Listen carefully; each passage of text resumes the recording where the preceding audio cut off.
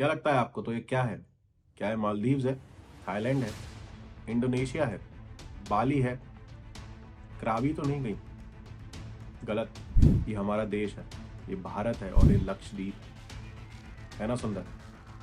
चलिए शुरुआत से स्टार्ट करते हैं। अभी recently prime minister of India Lakshadweep गए। उन्होंने वहां पे रीडेवलपमेंट प्रोजेक्ट स्टार्ट किए वर्थ 1100 करोड़ रुपीस।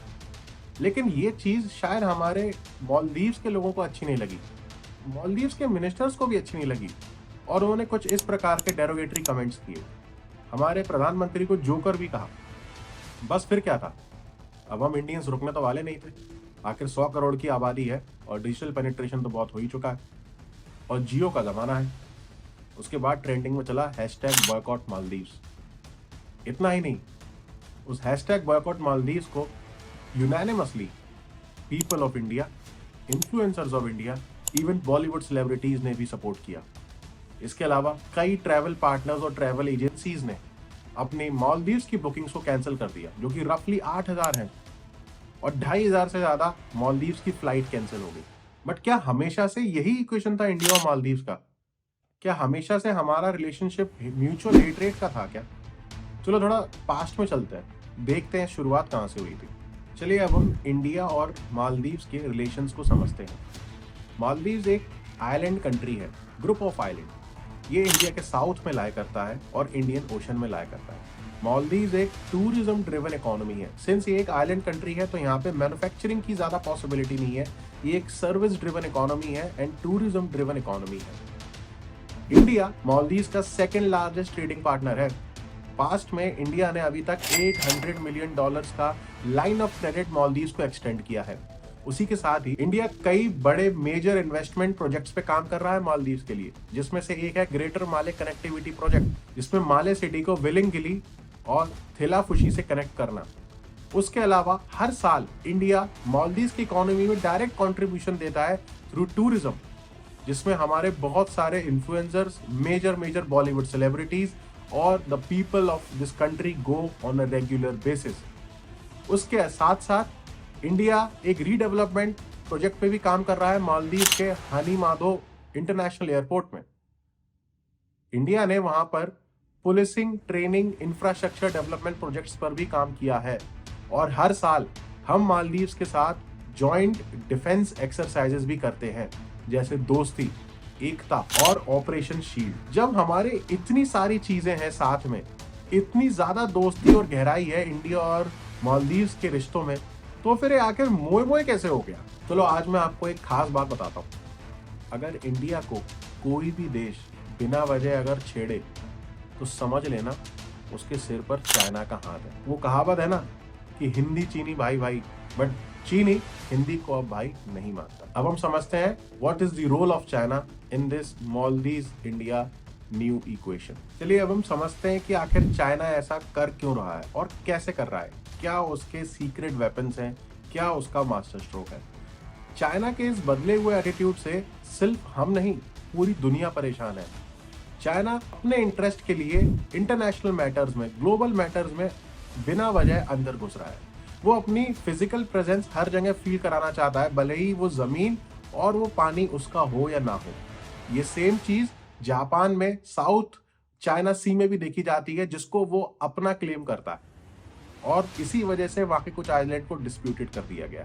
इसको ग्लोबली चाइनाज असर्शन कहते हैं या फिर असर्टिव चाइना कहते हैं, जिसमें चाइना अपना फिजिकल प्रेजेंस क्रिएट कर रहा है, और ये इनिशिएटिव अंडर जी जिनपिंग और ज्यादा स्ट्रांग होता जा रहा है। उनके द्वारा लिए गए कुछ इनिशिएटिव जैसे द स्ट्रिंग ऑफ पर्ल, जिसमें वो इंडिया के चारों तरफ इन्वेस्टमेंट के नाम पे अपनी प्रेजेंस फील करा रहे हैं, मालदीव्स उसका एक पार्ट है।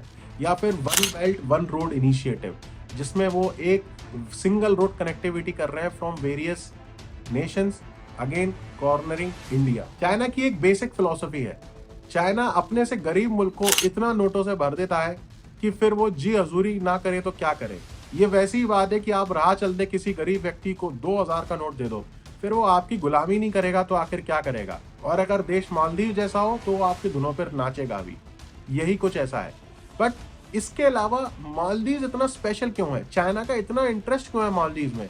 तो इसके लिए हमको मालदीव की जियोग्राफिकल लोकेशन समझनी पड़ेगी। आप इस मैप का सहारा लीजिए। ये जो मालदीव्स है, ये देखिए, ये एक्ट करता है as a toll gate to Indian Ocean. इसका मतलब अगर किसी भी शिप को, चाहे वो ट्रेड की हो या एनर्जी भरे ऑयल की, अगर उसको ट्रांजिट करना हो इंडियन ओशन से अरेबियन ओशन में या किसी और वेस्टर्न कंट्रीज में जाना हो, तो उसके पास सिर्फ दो रास्ते हैं, या तो नॉर्थ ऑफ मालदीव या फिर south of Maldives. In any way you have to cross Maldives. तो मालदीव्स की यहाँ इंपॉर्टेंस बहुत बढ़ जाती है। ये उसकी स्ट्रेटेजिक जियोग्राफिकल लोकेशन है, जिसकी वजह से चाइना का उसमें इतना इंटरेस्ट है।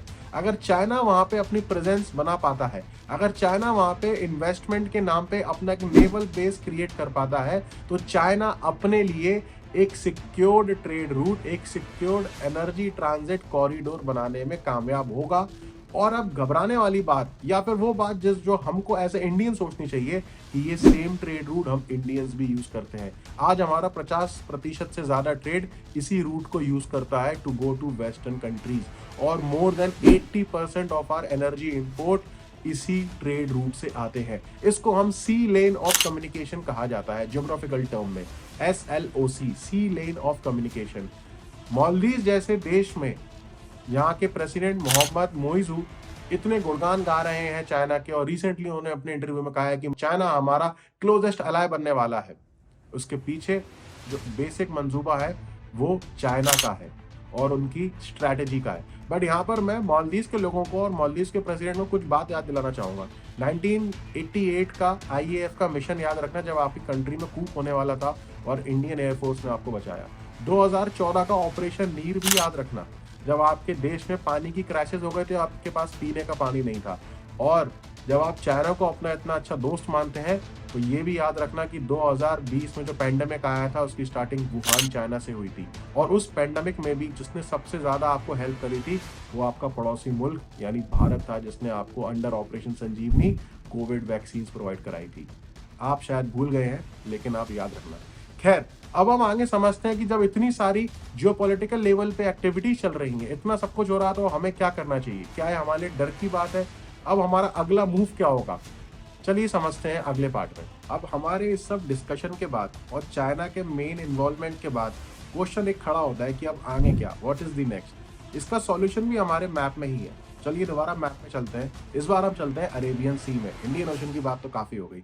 अरेबियन सी में है लक्षद्वीप। लक्षद्वीप इंडिया का सबसे छोटा यूनियन टेरिटरी है, वो एक आर्चिपेलागो है। लक्षद्वीप के बारे में और जानते हैं। लक्षद्वीप 8 डिग्री नॉर्थ से 12 डिग्री नॉर्थ के बीच में सिचुएटेड है। ये टोटल 35 ग्रुप ऑफ आइलैंड्स है, जिसमें से 11 इनहैबिटेंट है। इसका मतलब वहां पर कोई नहीं रहता। लक्षद्वीप की कुल आबादी 64,000 है, जिसमें से more than 85% are tribal people. Lakshadweep group of islands है, इनका जो ओरिएंटेशन है वो नॉर्थ टू साउथ है, except Androth which happens to be the biggest island of Lakshadweep as well, जिसका ओरिएंटेशन ईस्ट टू वेस्ट। इसके अलावा लक्षद्वीप की जो सबसे ब्यूटीफुल चीज है वो है उसका नेचुरल एनवायरनमेंट। वहाँ पे कोरल्स और अटोल पाए जाते हैं। कोरल बेसिकली वो एरिया होता है जहाँ पे मरीन की हाई डेंसिटी मरीन क्रिएचर्स या मरीन लाइफ होती है। बहुत सारे वहाँ पे फिशेज होते हैं, कलरफुल फिशेज होते हैं, जिस चीज को देखने के लिए हमारे यहाँ से बहुत सारे लोग मालदीव जाते हैं। अगर ये सारी चीजें हमको लक्षद्वीप में हमारे खुद के देश में मिले, हम क्यों जाए किसी और देश में? सोचने वाली बात है। इसके साथ Minicoy island southern most island है लक्षद्वीप का। It happens to be the second biggest island as well. लेकिन लक्षद्वीप इतना इंपॉर्टेंट क्यों है आखिर? लक्षद्वीप की जो ज्योग्राफिकल लोकेशन है और नेचुरल फीचर्स हैं, वो उसको एक इको टूरिज्म डेस्टिनेशन बनाते हैं। वहाँ के white sand beaches, clear skies, blue water और ट्रॉपिकल क्लाइमेट बिल्कुल आइडियल प्लेस बनाता है फॉर टूरिज्म। 2023 में रफली 23 to 24% जो टूरिस्ट जो मालदीव्स गया था वो इंडियंस था। सोचो, अगर ये पूरा टूरिस्ट हमारा सिटीजन अगर अपने देश लक्षद्वीप में होता, तो वहां की इकोनॉमी कितनी बूस्ट होती, हमारी देश की इकोनॉमी कितनी बढ़ती। क्या ये सीधा सीधा हमारे देश की ग्रोथ में भागीदार नहीं बनता? शायद अब ये मौका आ चुका है और अब हमें करना भी चाहिए।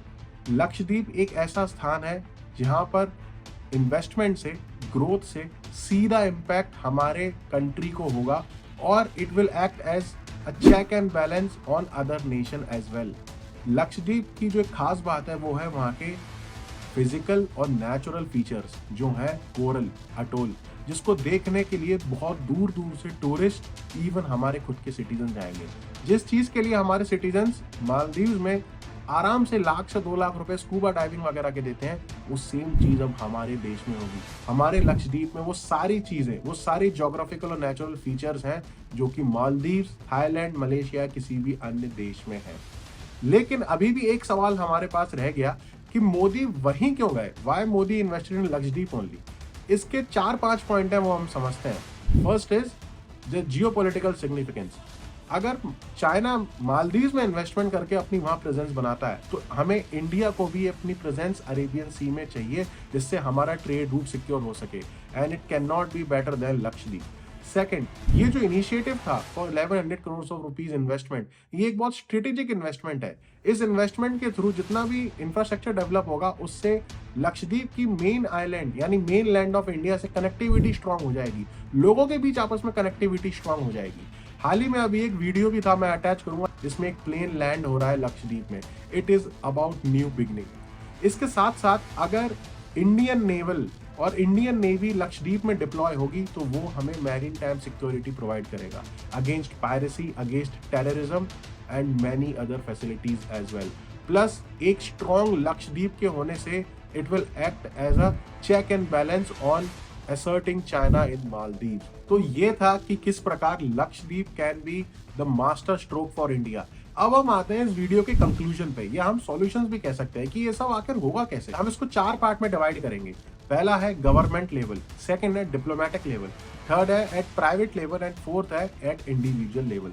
गवर्नमेंट लेवल पे हम जितना भी इन्वेस्टमेंट लक्षद्वीप में करेंगे, चाहे वो इंफ्रास्ट्रक्चरल डेवलपमेंट हो या प्रोजेक्ट डेवलपमेंट हो, वो सीधे सीधे हमारी इकोनॉमी को बूस्ट करेगा, वो सीधे सीधे इंडिया के एड में होगा, चाहे फिर वो मैरीन टाइम सिक्योरिटी हो या फिर एक stable and secure trade route हो।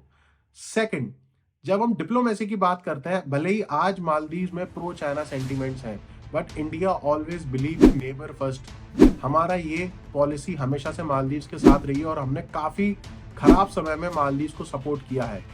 अगर हम अभी मालदीव को नेग्लेक्ट करेंगे या फिर एंटी मालदीव सिनेरियो क्रिएट करेंगे, तो उसका मतलब है चाइना का वहां परमानेंट प्रेजेंस, जो कि हमारे लिए और भारत के लिए एक अच्छी बात या एक अच्छा संकेत नहीं है। Third solution, privatisation. Since government alone can not do everything, privatisation का, बिग बिजनेस टाइकून्स का वहाँ इन्वॉल्वमेंट होना, वहाँ पे प्रोजेक्ट्स करना इज अ बिग थिंग। और हम जब भी प्राइवेट की बात करते हैं, there is this one person who always comes at the forefront जब बात भारत की या देश की हो, वो है रतन टाटा। ये न्यूज जैसी आई, जब ये ट्रेंडिंग हुआ, उसके बाद Ratan Tata was the first person, और Tata group I would say was the first group who said that we will be constructing floating villas in Lakshadweep. इस बंदे को भारत रत्न जल्दी से जल्दी मिलना चाहिए, and we need such privatisation investment in Maldives at a higher scale as well. Fourth इसमें आता है इंडिविजुअल लेवल। अब जब हम इंडिविजुअल की बात कर रहे हैं, हमारे कॉन्स्टिट्यूशन में लिखा गया है we the people of India, but क्या हम हैं actually we the people of India? हम अपने देश को जानते भी हैं? क्या हमने अपना देश घूमा भी है? अगर शायद हम जानते होते तो हमें पता होता कि इस दुनिया में जितनी भी खूबसूरती है वो सारी हमारे देश में है, चाहे वो हिमालय के बर्फ की पहाड़ियां हो या फिर थार का रेगिस्तान, चाहे वो केरला के बैक वाटर्स हो या फिर बंगाल के सुंदरबंस, या वो लक्षद्वीप और अंडमान के बीचेस हों या फिर मध्य प्रदेश के जंगल। हमारे देश में ऐसी कोई चीज नहीं है जो दुनिया में हो और हमारे यहाँ ना हो। लेकिन बात वही है कि हम लोगों की मानसिकता और हमारी सोच है कि हम फॉरेन फर्स्ट करते हैं, इंडिया फर्स्ट नहीं। शायद इसलिए हम सब लोग फॉरेन डेस्टिनेशन में घूमने के लिए ज्यादा एक्साइटेड रहते हैं। जितने भी सेलिब्रिटीज हैं वो अपने इंस्टाग्राम स्टोरीज पर और इंस्टाग्राम पोस्ट पर फॉरेन डेस्टिनेशंस का डालते हैं। शायद इसलिए शाहरुख खान दुबई के ब्रांड एम्बेसडर हैं, कोलकाता या अंडोमान निकोबार के नहीं। बट सोचिए, अगर यही फिलॉसफी, अगर यही सोच उल्टी होती, हम नेशन फर्स्ट करते, जहां पर हमारे बॉलीवुड सेलिब्रिटीज पहले अपने देश के एक एक स्टेट के ब्रांड एम्बेसडर्स होते, तो क्या उन स्टेट में टूरिज्म नहीं बढ़ता? अगर वो जितनी भी नॉर्थ ईस्ट स्टेट्स हैं वहां पे एक एक स्टेट में जाके खुद घूमते, उनकी स्टोरीज, उनकी फोटोग्राफ्स अपने इंस्टाग्राम प्रोफाइल्स पे अपलोड करते, तो क्या वहां पे इको टूरिज्म बूस्ट नहीं होता? यही फर्क है कि हमारे इन्फ्लुएंसर्स फ्री में ट्रिप्स लेते हैं, देश दुनिया घूमते हैं, बट अपने देश को एक्सप्लोर करना नहीं चाहते। अपने देश की उन लोकेशंस पे जहाँ पे अभी कोई नहीं गया है, उनको अपने कैमरा के लेंस से कैप्चर करना नहीं चाहते। ये शायद नजरिए और सोच का ही फर्क है। आज हम दुनिया की 18% आबादी है। तो आज आपका और हमारा नजरिया ही है जो हमारे देश की पहचान है। अगर हम चाहें तो हम लक्षद्वीप की फोटो भी डाल सकते हैं और उसको पॉपुलर बना सकते हैं, और अगर हम चाहें तो हम दिल्ली में जो पॉल्यूशन बर्न हो रहा है, जो वहाँ पे कूड़े का ढेर लगा है, हम उसको भी अपलोड कर सकते हैं और उसे अपनी इंडिया की पहचान बना सकते हैं। आखिर ये गेम पर्सपेक्टिव का ही तो है, बट जैसा हम अपना देश दिखाएंगे बिल्कुल वैसा ही ये दुनिया हमारा देश देखेगी, क्योंकि जैसे लोग वैसा देश। शायद मेरे अकेले से कुछ भी नहीं होगा, और मैं शायद ये वीडियो भी फालतू बना रहा हूँ, इसे कोई देखे नहीं देखे मुझे पता नहीं, बट मुझे एक चीज जरूर पता है, अगर हम सब मिलकर एक प्रयास करें, अगर हम सब मिलकर एक बेहतर भारत के नाम, एक विकसित भारत के नाम और एक बेहतर देश के नाम प्रयास करें, तो कल का भारत बेहतर हो सकता है। Avinash Sharma signing out.